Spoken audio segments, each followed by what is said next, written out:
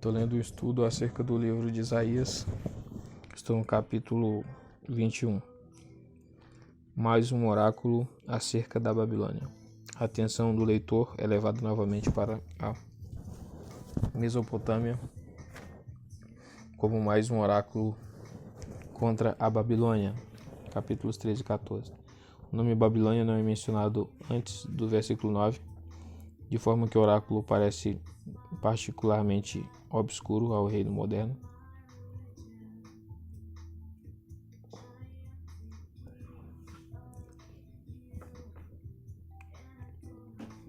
O leitor moderno provavelmente tinha a intenção de ser enigmático até para os primeiros leitores, sem dúvida, para forçá-los a prestar muita atenção. Já a referência no título ao deserto junto ao mar é desconcertante.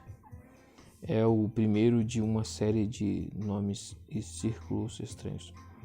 21:11, 22:1, 29:1 e 30:6.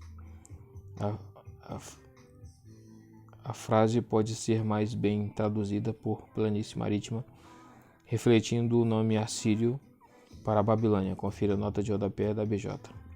Pode-se argumentar também a favor de omitir a palavra mar, o que resulta num título mais simples, um deserto. A palavra deserto, mais tarde no versículo 1, é o mesmo substantivo hebraico.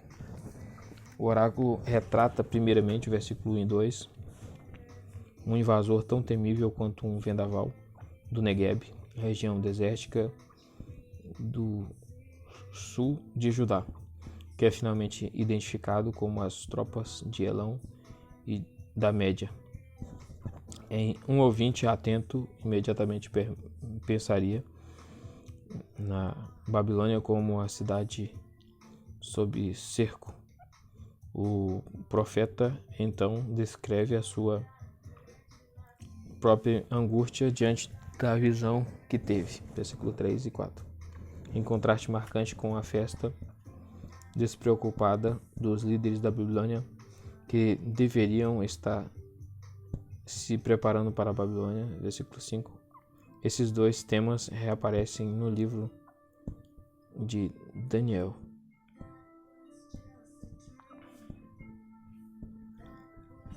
Do 1 ao 4 e 10 do 8 ao 11. Finalmente, o profeta se descreve como o vigia do Senhor.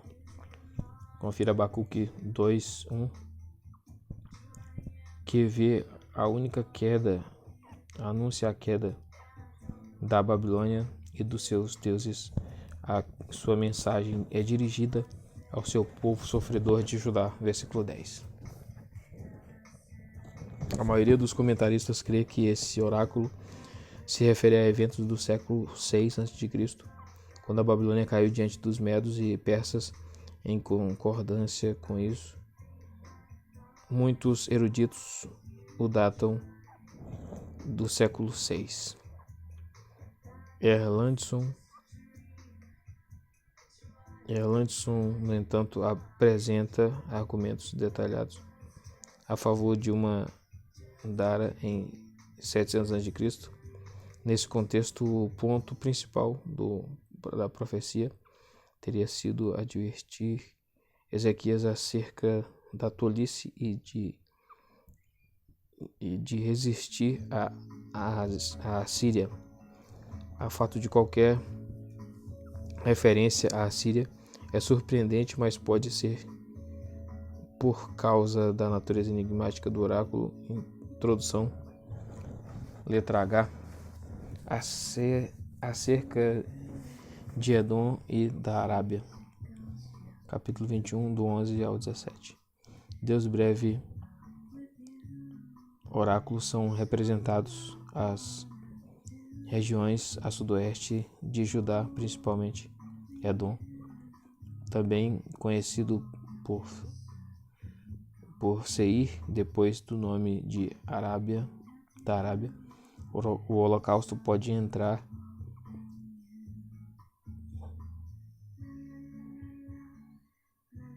o oráculo contra Edom, ainda mais enigmático do que a parte anterior do capítulo. O título se refere a do mar, que era uma cidade de Edom, e o nome foi escolhido provavelmente porque em hebraico domar significa silêncio. A resposta dada à pergunta edomita, no final das contas, é muito mais informativa. A pergunta era uma atividade, um dia pedido para saber o tempo, mas aqui deve simbolizar a noite da opressão assíria. Números não, a Síria, aí não é fácil, não tem números, não é fácil datar um oráculo breve e enigmático como esse, mas se pudermos conectar os dois oráculos, as campanhas de Sargão II e 715 a.C. fornecem um pano de fundo histórico muito provável. O título Advertência contra a Arábia, versículo 13 a 16, é suficientemente claro. A crueldade da batalha, versículo 15, ameaça as ricas caravanas dos comerciantes árabes e até mesmo as tribos dos guerreiros árabes vão ser dizimadas dentro de um ano. Letra I, acerca de Jerusalém, 22, do 1 ao 5.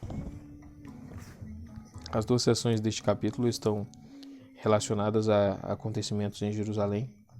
A esse respeito, o capítulo 22 se diferencia do restante dos capítulos 3 e 23, que consistem em oráculos contra povos estrangeiros. A característica que liga com o seu contexto mais amplo provavelmente é o pano de fundo comum de muitos dos oráculos dos capítulos 3 e 23. Isso é a ameaça apresentada pela Assíria, que seria a ferramenta de Deus para castigar muitos povos no Oriente Médio. Nessa época, confira 10.1. Versículo 1 a 14. O primeiro oráculo no capítulo acusa Jerusalém de ritual insensível e internacional. Apesar de muitos desastres terem acontecido recentemente, o contexto só pode ser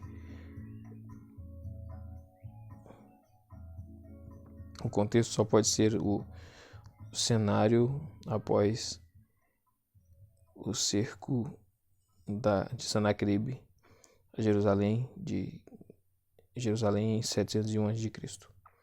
Antes da partida precipitada de Jerusalém do cenário, o rei assírio tinha provado grande desordem em todo o território de Josafá, causando morte e destruição em todo lugar, e evidentemente muitos tinham morrido de fome na capital. Versículo 2. Mas em vez de lamento e arrependimentos, habitantes de Jerusalém estavam tão aliviados que gritaram dos terraços. Versículo 1. E depois festejaram, abatendo o pouco galo que restava.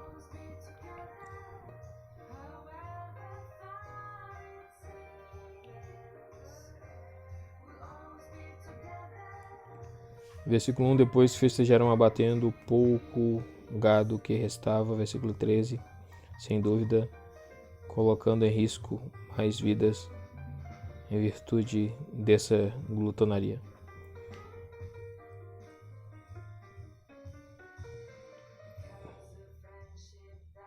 Depois fizeram ponto de gado e restava, dúvida, colocando em risco suas vidas em virtude da glutonaria. É muito provável que a aristocracia e especialmente a corte sejam o objeto das denúncias de Isaías. A declaração da ira divina, versículo 14, é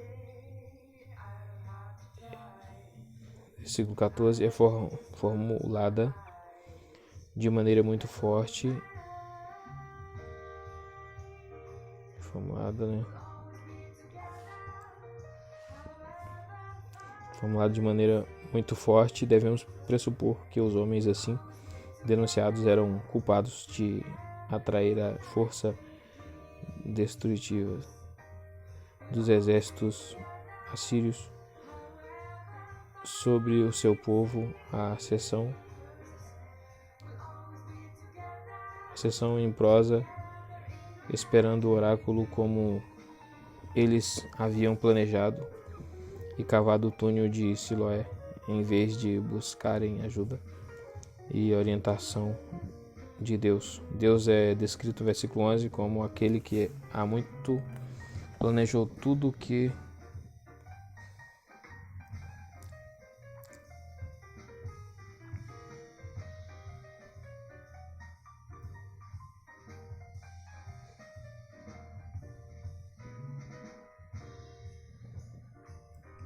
descreve o cerco que os assírios fizeram.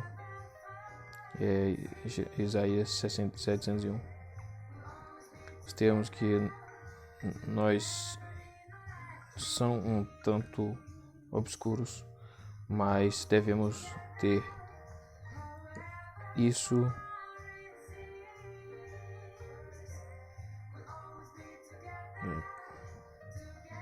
fizeram Jerusalém, termos que para nós não são um tanto obscuros,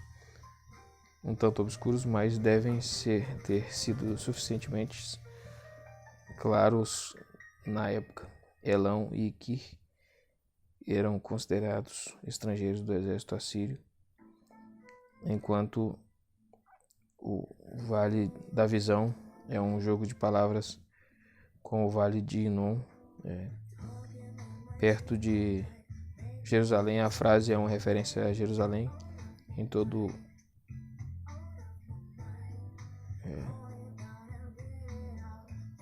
perto de Jerusalém, uma frase que é referência a Jerusalém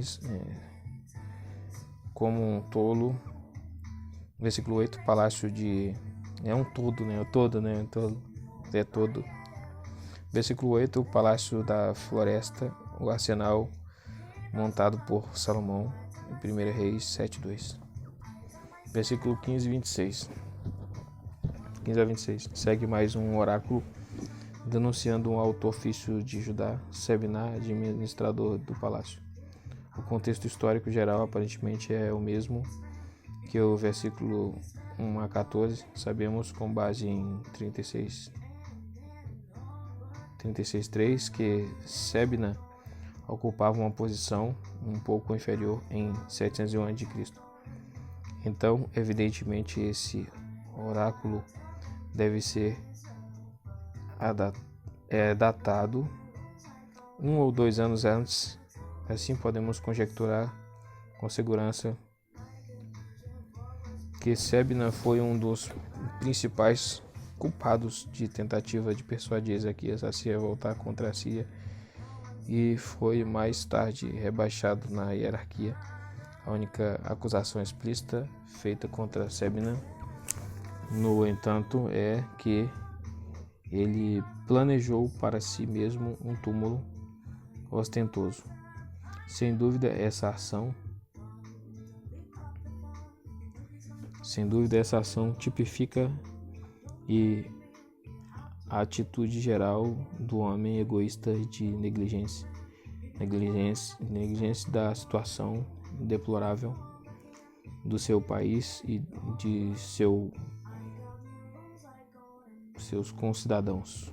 Israel só menciona o túmulo para destacar quando ele será inútil, pois o plano de Deus é que Sebna morra no exílio, né? No exílio. Morra no exílio, longe do lugar que escolheu para ser sepultada. Versículo 18. Antes da morte, ele vai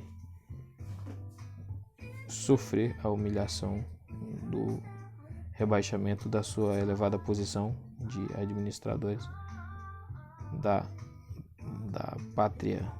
Não é administrador do palácio, eu estou dando errado.